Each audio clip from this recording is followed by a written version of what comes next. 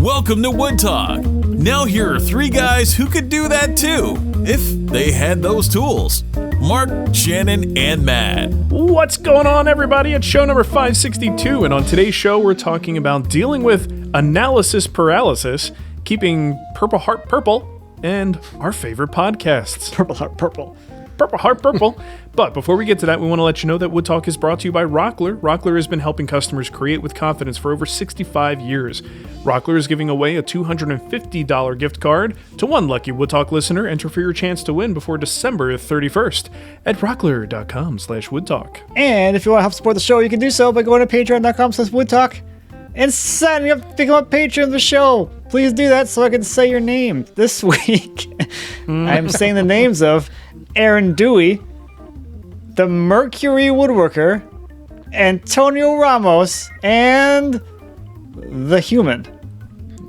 The original. I'm so glad you pronounced that one correctly. That would have been... The Human? Human. Yeah, you got to pronounce it like a Ferengi. It's a Star right. Trek joke. Okay. Yeah, I got that. Oh, good. All right, so we have a dining table episode today. And the... What's so funny about Such an abrupt transition. Music just gone. Well, no one else. Where's the fade? Only You're we hear destroying that. the illusion. No one else listening to the show will hear that. That is only there for you guys. Well, I'm all about destroying illusions. For them, I'm actually it will 5 end. feet tall. I'm actually not tall at all. He just Yeah. wears big shoes. That's it. Yes, Okay. that's what it is, yes. So we got a question from Tim, which I think we're going to answer, but the question mentioned paralysis analysis or analysis paralysis, however you want to say it. And I thought it would be a fun topic for us to kind of go back and forth and talk about maybe things recently that we confronted where we had trouble making a buying decision because there's almost too much information out there. So first, let's get to Tim's question. Tim says, when and why to use lacquer. Finishing is a gateway to analysis paralysis if you're not careful. I frequently see woodworkers using Sherwood lacquer. Why would you use this over affordable options like enamel paints, polyurethanes? Affordable's right. Holy hell. Yeah. Things have gotten expensive. It's like $80 a gallon, the stuff I'm using. Yeah. I'm thinking back to when I was using that stuff and it was probably like $50 a gallon. It's really gone up, huh? Okay. He says, in my opinion, lacquers seem like such a niche product in today's finishing options. I assume there's something I don't understand. And he says, P.S. He didn't say that. He said P.S., not P.S. Thank you for being you. The goofy jokes on this show bring joy to otherwise mundane commutes. Nice. You want fries with that? Yeah. Yeah. Puberty's tough, guys. Give me a break. I Okay, think and this can be expanded beyond just lacquer, too. Like, why would you use this particular varnish that is $80 a can Waterlocks versus this other varnish that's, versus Minwax. $20 a can? Yeah. Yeah. Same thing in paint. It's all exterior paint or it's all interior paint, but Behr is $65 a gallon. Benjamin Moore is, $75 a gallon. Like, what's the difference? And it's all intellectual property, so you can't read the ingredients and find out what's in it. Well, and I think one thing to keep in mind here, we can go into details about like one versus the other, one brand versus the other, why polyurethane might be inferior for some. I think when you're talking about what other people do, we're creatures of habit. And if you were trained or learned with a particular type of finish or a brand of finish, generally speaking, you're going to stick with that. If it's working, if it's not broke, don't fix it. It's unfortunate that it starts costing more. But when I learned how to do spray finishing in a refinishing shop, I learned using Sherwood products and Sherwin-Williams products. That's where my comfort zone was. So when I started building my own furniture, I would hear in forums, Target Coatings has some good stuff. This company's got good stuff. There's all these different finishes, but what did I keep using? The thing I knew how to use and got great results with. So why would I rock the boat? I think when you look at other people's choices of finish, it isn't always based on pure logic around how the finishes perform and what they cost. I think there's always that X factor that you have to keep in mind here. So that may, people just may be using it because that's what they get good results with. So why would you use those outside of that reason? Why would you use them over more affordable options like enamel paints and polys? Well, I don't know. Poly is going to be a very different performing finish. You got a different kind of dry time. If we're just talking about an oil-based polyurethane, you got to be more careful about what happens in that space. after you've applied the finish with a poly because you're waiting for it to cure. You create dust, it's going to sit right down in that finish. So dry time can certainly be a factor. Matt, if you were doing something with oil-based materials on these cabinet parts, for instance, like you'd have to stop all the action waiting for a face frame to dry. You know, that's just not an option. That would be a big no. Yeah, you got to have something that's more... Even just like the convenience of spraying outside, like the amount of time that stuff stays tacky, all the crap floating around in the air, you would not be able to get any kind of close to it, like smooth finish with something that takes that long to actually dry out. Yeah. Well, and a lot of times people would, in the past, would ask, like, why don't you have a spray booth? You know, and certain finishes, they just flash off and start drying so quickly that you don't necessarily need this perfectly clean environment to do it. Now, obviously, a spray booth has another purpose in catching your overspray and stuff like that. But I'm speaking in terms of, like, contaminants getting into the finish. A lot of times you don't necessarily need it. I mean, sometimes in Arizona, that lacquer would dry as it hit the floor. If I remember correctly, I would get this overspray that would almost be just dry particles by the time it lands on the concrete. You would need actually a drying room. Yeah. You know, like somebody's got access to walk by, because that stuff's going to be sitting out there, and you definitely don't want that anywhere near where you're spraying, because that overspray is going to be floating around as more particulates landing in your finish, making it all fuzzy. Yeah. So it's like now, do you think that there's merit? Because I've often heard this batted around that if you have like a super finicky finish, like it's probably a lower quality finish. Like one of the things that you're paying for, the chemistry, the formulation, all the 11 herbs and spices that are in that more expensive finish, that's what allows it to lay down better, to not, show lap marks, to not orange peel as easily, to deal with life, like not having a perfectly climate controlled finishing room space. And in my experience, that's been the case. Like, with whether it's what's the stuff, spray can lacquers, really inexpensive big box. Watco's, well, even within the aerosol, like Watco is like a little bit nicer than like the Krylon lacquer. And I've just found that you can get away with more because the finish is just higher quality, and the finish is not going to be nearly as finicky when it comes to the environment in which it's sprayed. I think I found that with the floor finish that I did. I have to go back and look, but it's the Bona Traffic HD. I think it was at least $100 a gallon, at least somewhere in that range. And when I laid that stuff down, I panicked. I'm like, oh my God, this looks like absolute crap. Like, holy hell, did I just really screw up? Because I've never applied this before with a T-bar. I'm like, what the hell? Oh my God. You walk away from it and you come back and I'm like, oh, it's perfect. What the hell? Where's all the streaks and stuff? What the hell? Just settled in. I'm like, okay, well, I had a heart attack for no reason. That's nice. Yeah. But maybe that that would freak you out a little bit. I was really worried. So I don't know if there's actually like real proof other than just subjective things, like to Shannon's point, but that's been my experience so far with these more expensive products. I definitely balked at it first of actually buying and using, but at least as far as real world performance and like being able to like pick up the mistakes of a novice installer or user, maybe there's something there. Yeah. Well, that's kind of what I was getting at on our last show. And I talked about how like the high end commercial finishes are assuming that you don't have any skill. Like the Bob Flexners of the world don't exist anymore. Like guys that like truly understand how to apply finish and how to mix it and all that stuff. Like Charles most Neals of us of the world. Yeah, most of us are, faking our way through it and just hoping that we can either buff out the problems, fix or it no in one will post type stuff. Yeah, That'd be nice. The Roy Underhill method of just keep the camera moving so it can't focus on it. That's the tactic we use. But all of the higher end finishes I'm seeing now, like they all have things. The marketing is it's self-leveling and can be applied in any like temperature swing or whatever. Super forgiving. Yeah, that's the better way to put it. Good job, Mark. Well done. Thank you. I know some words. Tim also mentioned about how it seems like lacquers are a niche sort of finish at this point. And what's interesting in his comment here, he's saying what woodworkers are using in their videos.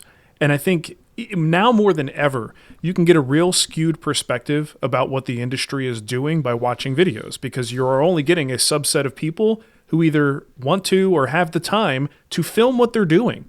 And they have various motivations when they do that. Like, you watch me do something, I'm not necessarily using the best stuff for the job. I have other motivations. Either it's more convenient, it's just what I happen to have, or in some cases, it's related to a sponsorship agreement, so you're seeing that product, right? That's my entire decision process. What do I already have? Yeah, what is in the cabinet? What species do I build? Well, there's something on the shelf over there. So I think if you're gauging the state of the industry by what you see in the videos, you're probably getting a skewed perspective on what's actually happening out there. Like, I would never, in the world of woodworking, grand total, would not ever think of lacquer, at least not now, as a niche product. Yeah, no, it's always been the product. Like, it was the fast drying, a default product. Right. Dominated the cabinet industry, still dominates the cabinet industry. And that's kind of what I'm referring to, is like how much furniture in your home is probably covered with a form of lacquer. That's actually kind of interesting. That's the direction I went with the decision to use conversion varnish for all my cabinets and trim and everything. So I'm like, okay, what's the actual industry using? And speaking to people who are actually in the industry that don't make videos, that don't have any posts out there, like, this is what we're using.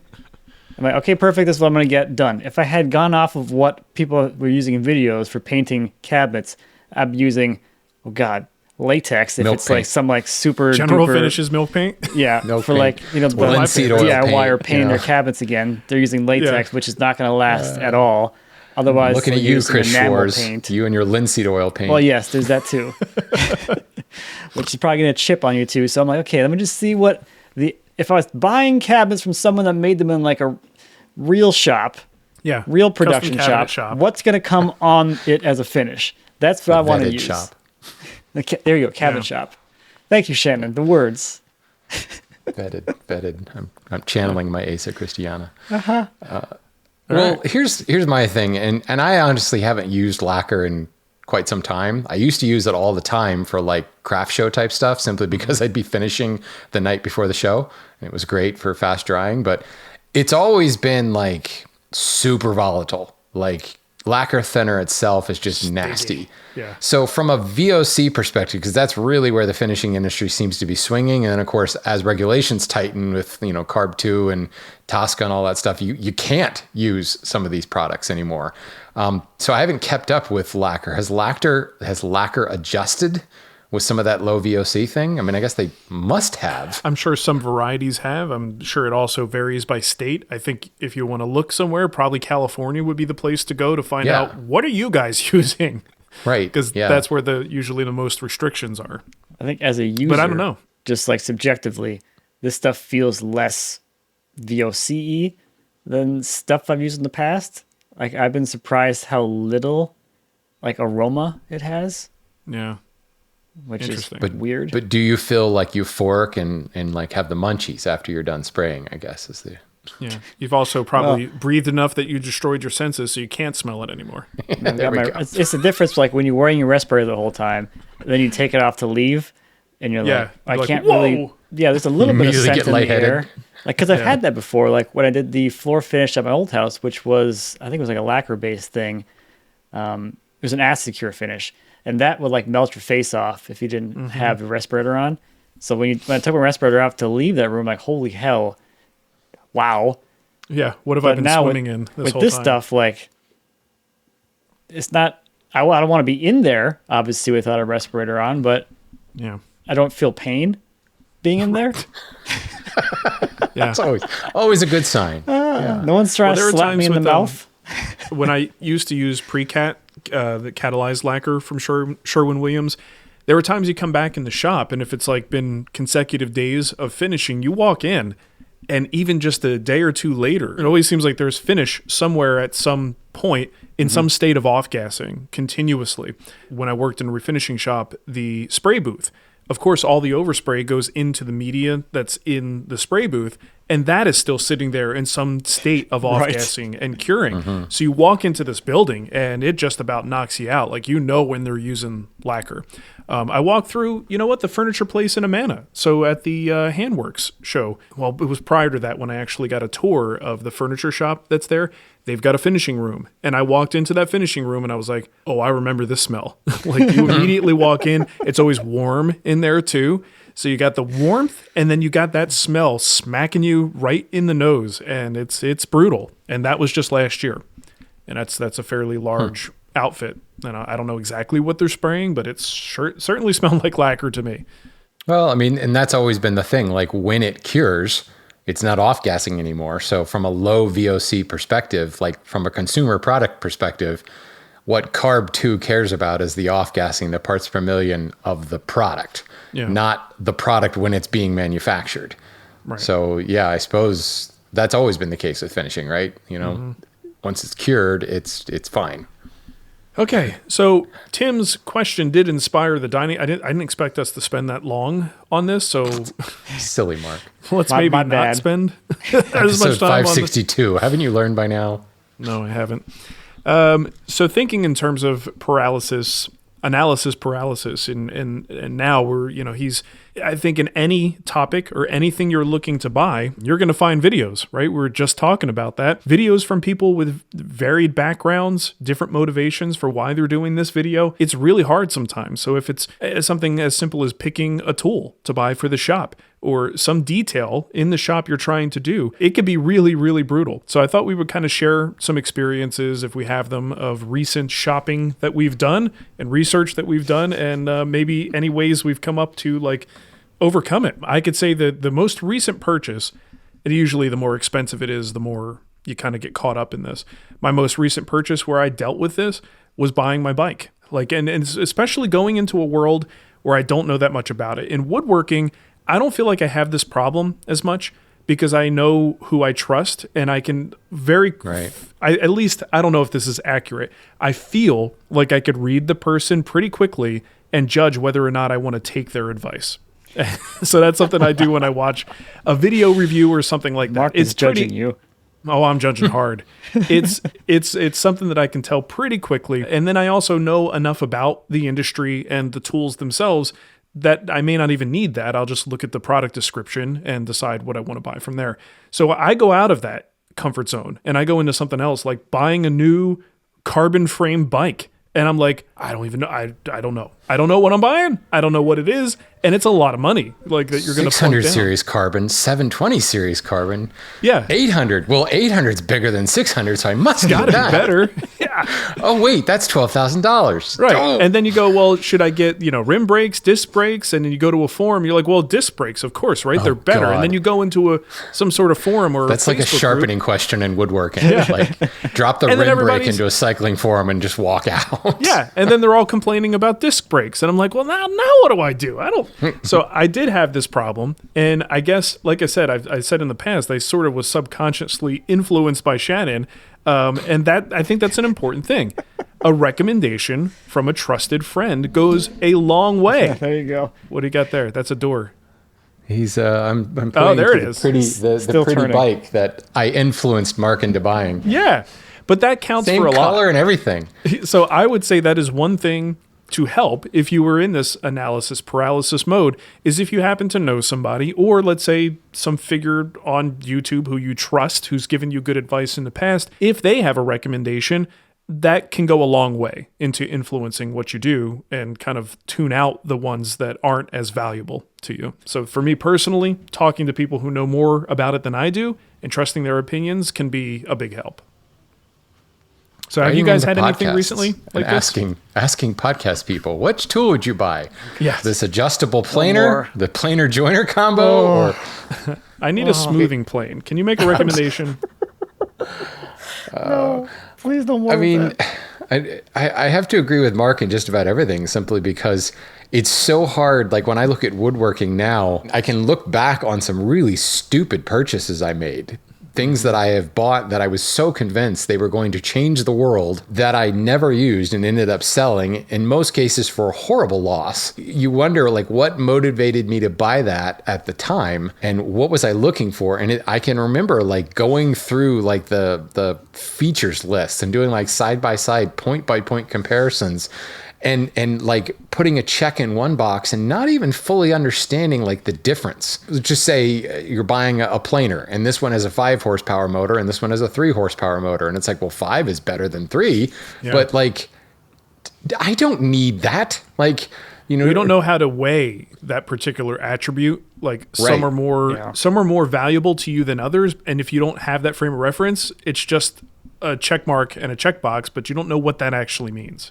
Yeah, and I think without the actual real world experience of using that tool, I find bandsaws are amongst the worst because they always have all kinds of different accessories. And for the most part, factory provided bandsaw accessories just suck. Like, I feel like they've maybe gotten better Fences since have the last gotten time. better, I could say. Yeah, like fences used to just be awful. And I think that was the biggest complaint. So people responded. But like, you know, all of the braking systems and everything on a bandsaw, like maybe I haven't used enough bandsaws, but I've never needed the brake, the foot brake, I think, that they always talk about on so many of these saws. And it's like, well, this saw doesn't have a foot brake. I probably need to get the one with a foot brake. And it's like, I don't need that. It's hard because you want the new tool, right? And we're excited about the new tool, but you really have to walk that new tool through the next project you're building. And like, what am I going to use it for? And what am I going to need? And try to put yourself into the situation rather than just looking at the marketing. Because the marketing is looking for any bullet point to throw out there. Like, and having made a few of these marketing sheets, like sometimes you just have some blank space on the paper that looks weird. So you need to put text there. Literally, so you're manufacturing another bullet point to fill in the white space on the page. I need to put something here. Give me something, anything. I can't be the only one that's run into this. So there's just, so yeah. And when you're in a situation where you just don't know, like using Mark's situation where, you know, he wanted a bike and Mark came to me and the big thing he wanted was drop bars because he's like, this like, you know, upright position is just ridiculous. I'm working too hard. Did you say pegs? Pegs. Yes. Well, that's how me and Matt get around when we hang out. He hops on my pegs. How the hell am I going to get anywhere? I throw a baseball card in my spokes and we go buy some cards at the baseball card shop. Nice. You take it off some sweet jumps on the way. Yeah. We'll build a ramp together. I ran into this in the same way that Mark, like a few years prior to Mark, because I, you know, was a, you know, avid cyclist all through high school and college, and then just got out of it for 2 decades. And for me, the biggest issue was everything I knew was irrelevant. Like all the tech had changed. Everything was completely different. And I had to like relearn a bunch of stuff. I did a fair bit of YouTube watching, but I also like got back into it with what I knew. So like over my shoulder, I have a bike that has rim brakes, and it was still pretty new for me, but it's a vintage 2007 bike, and I understood it, and I was able to get back into it and kind of recognize, okay, here's how I've changed, here's what I'm looking for. It sucked because it wasn't a buying my last tool first type situation. It was buying a tool that I could get on Facebook Marketplace for, you know, wasn't going to break the bank, that would at least get me rolling, literally in this case. And buy you some time to learn more. Right. And figure out like, okay, what is this disc brake nonsense? Is it nonsense? Do I care? And making little upgrades to that older bike allowed me to really hone in on what I really needed. And even then, it still came down to like 2 or 3 different manufacturers before I finally landed on the one that I have now. Right. And you sometimes availability, at least in most of the world since COVID, it's can you actually get it? Yeah. And you know, how long are you going to wait for it? And the store has it now. Hey, I'm going to buy that one. Yeah. What about you, Matt? So I'm gonna guess maybe a little bit of a different perspective to add to this. A lot of the times if I'm doing like a tool purchase, I tend to lean towards like things that people have asked me about in the past, or that I see like other people using that I might be questionable. Like, is that actually any good, or are you just showing that because you got it for free or whatever? Mm-hmm. So I've done that a few times in the past, and it's always been like, okay, this is not as good as people made it seem. I I try to be a resource for people because I got people ask me a lot of questions all the time about everything. Yeah. So- Where are your shoes? Where are Stuff my like that. shoes? They're like all kinds of stuff. You never know what kind of question you're going to get.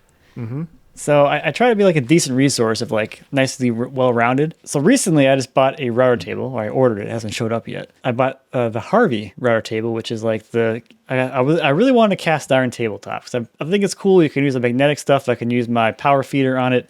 It's kind of like a shaper, but it's like still a router table. So you still have the speed and easy access of changing bits quickly. And it's not as scary of a machine to use. But I've seen people use these things. They have them. I don't really see them actually like using them. They're like, oh, just kind of like whatever. And especially like the Harvey fence, it looks like it should be amazing. And it better be for the price point. So that's kind of my testing point. I'm like, hey, I spent $800 on a router fence. Let's see if it's actually like any good. And I can have that non-biased opinion on the thing because I actually paid for it and I never reached out and asked for it for free. And when people ask me about router tables now, I have that to add to it. But now I'm also looking at like router lifts because the Harvey one doesn't even come with a lift. They don't make a lift. So I'm going down the road of like, which lift do I want to get now? Jessam. Well, I'm ordering the new Woodpeckers one because it's also it's ground steel, the top. So you can use your magnetic stuff on the plate itself if you're getting close to the bit. That's nice. Yeah. And their old lift, it still has the quick adjust, whatchamacallit thingy. It's just like boop, boop, boop, boop, boop, boop. The quick lift. But I didn't really care for like the little dial because I'm going to like touch that as I'm working and change something like an idiot. So the new ones doesn't have a dial anymore. So I'm like, okay, that's cool. I like that. Undo that. But it doesn't come out till January 30th is the expected first ship date. So I'm like, okay, that's not going to work either. Where's the info on this one? I don't know. The steel plate, is that the one? Quick lift HDS steel plate? Yeah, that thing. It's got a Blanchard ground top or something, some jargon word for a ground flat top out of steel. I'm like, Precision okay. ground steel plate. All right. And the other thing I usually go for is like, just buy whatever the hell you want. Like, I understand that's not always the most, like, not everybody can just do that. But I have a less chance of regretting a purchase if I just buy what I actually wanted instead of trying to talk my way down into something else that I don't really want, but it's maybe a little bit cheaper. It's never really worked out because I'm always like, okay, it's fine. It met my expectations, but I still want to be up here on this level. And I understand it's not always feasible or practical for everybody, but I've been down the upgrade path of my life already so many times, especially when I was getting started. Buy this, sell this, take a little bit of loss, buy the next thing, sell it again, and then eventually you're finally to where you actually want it to be in the first place. Right. So that helps with the paralysis thing too. If you just take away the money thing and the attachment to your money, which I know is very difficult, if you just let go of that and just be like, hey, this is what I actually want. This is what in the perfect world, this is what I would get. And you just do that. You'll not have like this regret feeling of like, oh crap, should I have bought the other thing anyway or spent that extra money anyway? At least rarely. Well, sure. But what if I totally agree with that. But then there's also the aspect of like, what if you don't know? Like if you hadn't been through that upgrade path in your life. That's a good point. Like you're really, because I'm with you. Like I know, like when I go to buy a tool now, I know exactly what I want. And I'm with you. Like it makes sense to, with power tools, it can be, a $2,000 difference between what you want and the next run down. So yeah, it can be painful, but for essentially a lifetime tool, I think it's somewhat easy to justify, but knowing what you want in the first place can be a little difficult. Yeah. If you're truly new to this, you don't know. And someone told you this is the best, it's the most expensive, but like, I don't know enough to say like, yeah, it's totally worth it. You know what I mean? Like you don't know. Yeah. And that brings me back to like my original thing. I'm like, I try to like outfit the shop with things that people are asking about, and I can give somewhat of a reasonable amount of guidance to like help people find the path that kind of works best for them, because people ask about tools a lot, a lot. So anything I can do to help guide some of these folks into some path that works for them, the better resource that I am for them. And that's sure. Yeah. And that's a big part of my job. Our job. All of our jobs. That's why I'm on my fourth router table.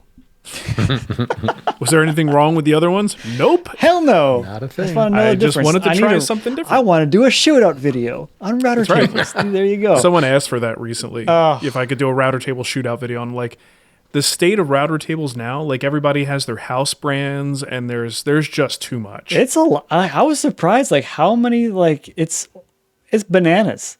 There's is. so many things now. Like it's a router table. What the hell what are we doing? Yeah. Should have just got a shaper. What I might love is still. all the professional shops that I go into, it's still just like a piece of plywood with a hole drilled in the middle of it and a router screwed to the bottom, you know? People getting the real work done.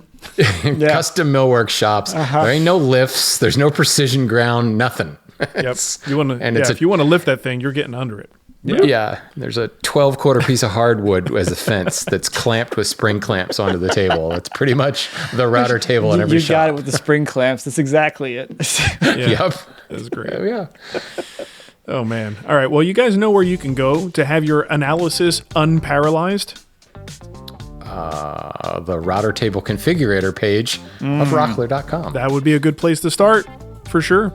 But they want to tell you not about that today, about store expansions. Which store should I go to? They're all so great. You may be missing out if you haven't been there lately. Rockler has been expanding and remodeling many of its stores throughout the country. The latest store opening was in November in Brentwood, Tennessee. Rockler has opened stores in Greenville, South Carolina, Cary, North Carolina. You'll find an extensive lumber selection, top power tools and accessories, dust collection, router tables, T-Track, hardware, and more. All stores also host a variety of classes for woodworkers of all skill levels. Visit rockler.com to find a store near you. No matter which store you visit, you can count on Rockler for innovative products, expert advice, and great service. And that expert advice part, that's what I was talking about. Like if you're really trying to figure this stuff out, you go to a Rockler store, you find one of the people there, you say, hey, I'm trying to decide between this and this. Give me some advice. And they will give you that advice. And that could be your trusted friend if you don't have one. And you can find out which bike to buy.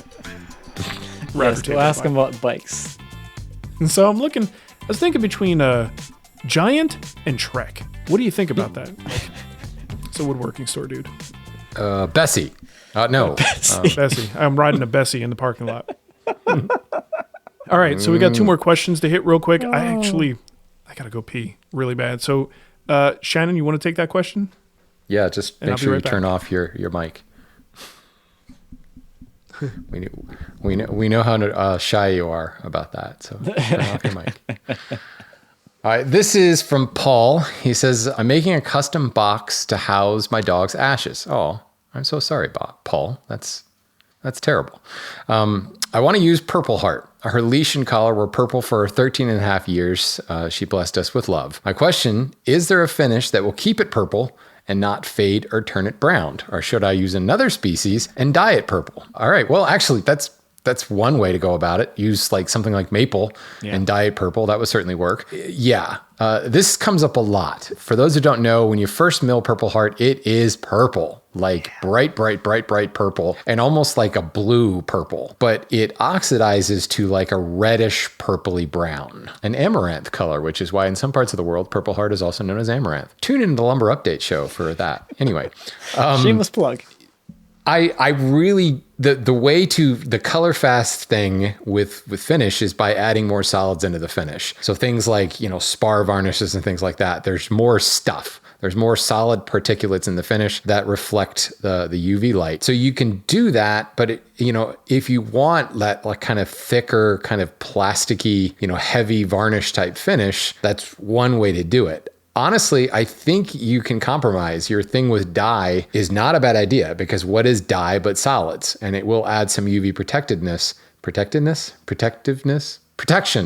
the word. And I think you actually can use like a dilute purple dye on Purpleheart and it will hold that color, but you're not like creating the color. Like if you started with maple and add purple, it's never going to quite look the same, or the amount of purple you're going to have to add is so intense that it's not going to work. And then like wood anymore. It's going to look like weird exactly purple looks plastic like wood painted wood grain purple in it.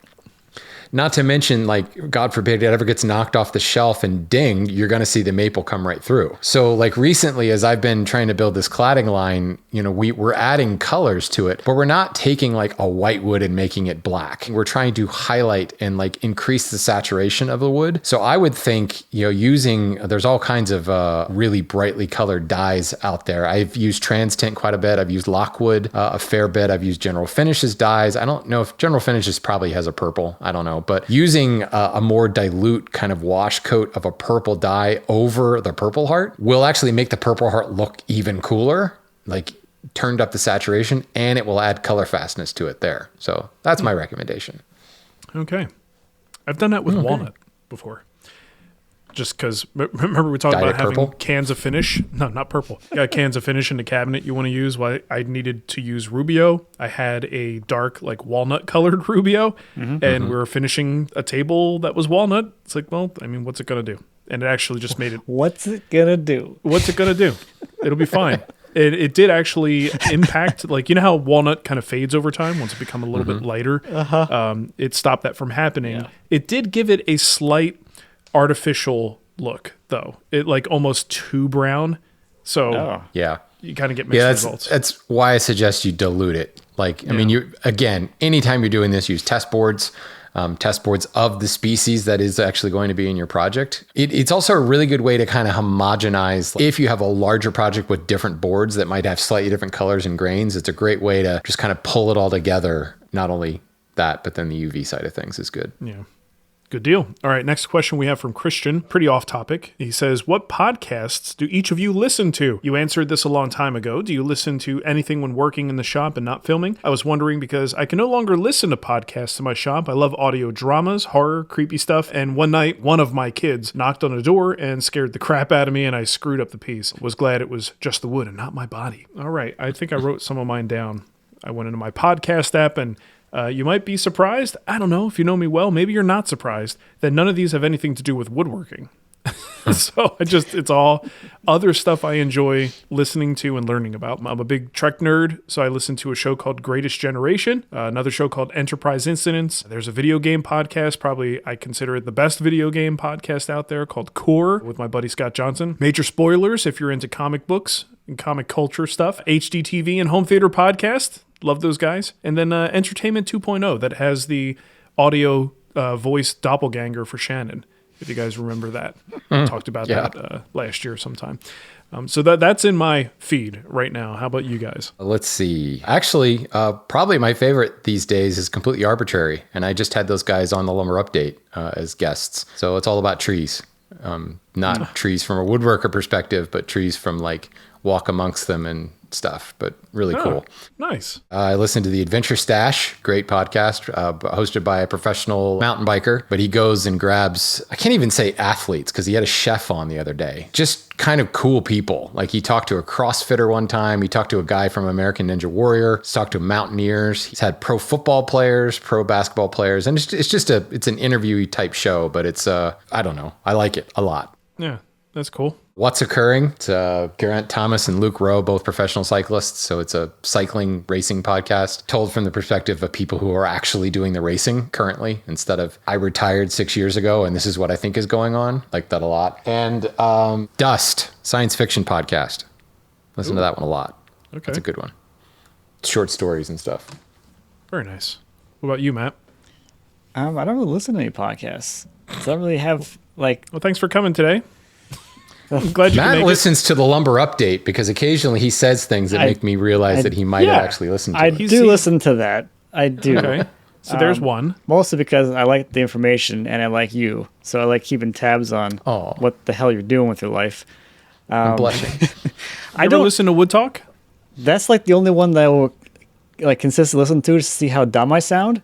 More than anything. Listen. It's a vanity listen just to kind of see like, what did I say? Or you send me some quote that I'm like, when the hell would I have said that?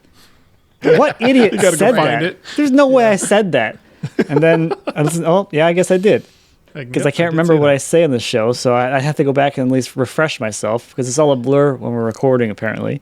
Yeah. But I only listen to podcasts like when I was driving, and since I don't drive to my warehouse anymore, I don't have to like go anywhere a lot of times. I'm not in the car for long periods. I don't have like that listening time. I cannot listen to podcasts when I'm working because I cannot focus on what I'm doing and what the hell people are saying, and it's just it doesn't work for me. Podcast. You don't actually have to listen. They're not saying anything important. That's true. Okay, well I guess I'm doing it wrong. I'm sorry. Do you listen to music? That's what I do. I listen to music. Okay, there you go. All right, there's nothing wrong with that. And a lot of people actually do have a problem when they hear woodworkers talking about having TVs in the shop, listening to audiobooks, listening to anything that's a potential distraction. Here's the thing. When I listen to this stuff, ask me about it 20 minutes later. Yeah. I got almost zero retention. I listen to it because it's just kind of like a little bit of sound. I feel like I'm not necessarily alone, and like and sometimes if I'm actually hearing something that is actually very relevant to something I want to hear, I will stop what I'm doing and just kind of listen more. I turn my attention to that. I think that's the thing. Most of the time, my attention is on the thing I'm working on for safety reasons and just to be accurate when I'm in the shop. But then I'll hear something and I'll go, okay. And then I turn my attention to that. So I'm not that focused on the audio for me personally, but I can see how I've been doing it wrong. Yeah. You just got to do it correctly. Yeah. No, well, there are some podcasts, like I have quite a few marketing and SEO related podcasts that I do listen to for professional reasons, but I will not listen to those in the shop. Yeah, some of them are really tough. There's a lot of fast forwarding, but I also do that like while I'm driving because I can focus a little bit more on what's being said, which sounds kind of funny because I'm behind the wheel of 1,000, multi-ton killing machine, and I'm putting more attention. All right, never mind. It's a bad idea, probably. Yeah. All right. Well, there you go. Let us know what you guys listen to in the comments, what your favorites are. If you're also listeners of some of the ones we mentioned. I'm curious to see like if we could do like a poll of like, can people actually like pay attention enough to both things in the shop? Well, that's the problem. A lot of people think they're paying attention to both things, and either they get an injury because they were distracted, or they are focused on the safety stuff, and like me, don't remember the details, but maybe they've just never thought about it much. Well, it could be it. I mean, I it's guess not like someone's quizzing you. I guess I never really thought about podcasts as, I guess, white noise in a sense. Yeah, it is. I mean, that's the only reason I have a TV is for the white noise of it. I'll put on a show or, even something sports related that I'm not really paying that much attention to. I just glance over at it once in a while, but it's I don't know. A lot of it could come up with how you were raised. Like I know Nicole's family, very much TV on all the time, whether you're watching it or not. The TV was just on, and they did do a lot of TV watching as well, but it was just on all the time. And I didn't really have that growing up, but I think I kind of grew to like it to some extent, just to have that buzz in the background. So I don't know. It could be just a very personal thing. I just like to have my own thoughts going on in my head. Maybe that's I don't want to be with my own thoughts. That's a dangerous place for me. Yeah. See, like I don't work out with music, and most people think I'm crazy because it's like, how do you do like a 2-hour run without music in your ears? And that's me time. That's like thought time, and also like staring at the architecture as you run by it really slowly, like I do. Mm-hmm. How about cycling, Shannon? That's a place where I have a bit of a battle. Super dangerous. Well, it depends. I mean, if you're just on a goofy trail like me, I suppose I will sometimes go one earbud in, one earbud out, and that way I can completely. And if it's music, it's not that big of a deal. That I do have a problem with podcasts. I do feel like when I guess on a bike, I can be lulled into a sense of security, so I do focus on the podcast when I should not be that focused. Music, I don't focus on. Music is always a background thing for me. So I could still keep an ear out for someone, passing me or someone coming up and I didn't realize they were there. Interesting. Okay. I like the sound of my own breath. Man, I don't. I don't want to hear myself breathe.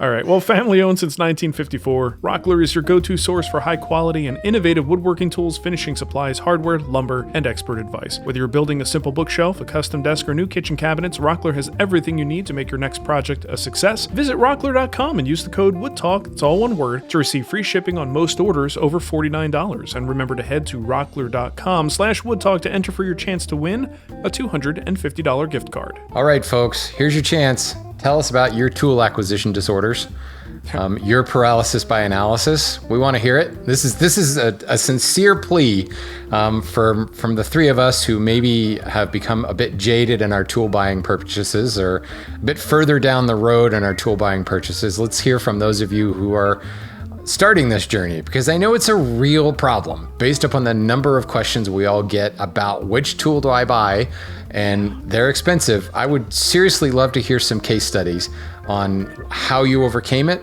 and what the results were. I mean, nobody actually says, I bought this tool and I don't like it. Like, how many times have you asked for an opinion and somebody's like, oh, I hate that tool, I wouldn't buy that again, unless there's somebody like Mark who bought 7 of the same tool in order to do a shootout video. Yeah. Most of us always love the tool that we like, but I seriously would love to hear from you. So send us an email at woodtalkshow@gmail.com or record a voicemail and send it to the same email address. I want to hear it. We'll air it on the show and talk about it and make fun of you. Or not the last part. That's what we do. All right. Well, thank you for listening, everybody. We will catch you next time. Bye-bye. Love you. Bye. Yeah. Goodbye, everybody. See ya.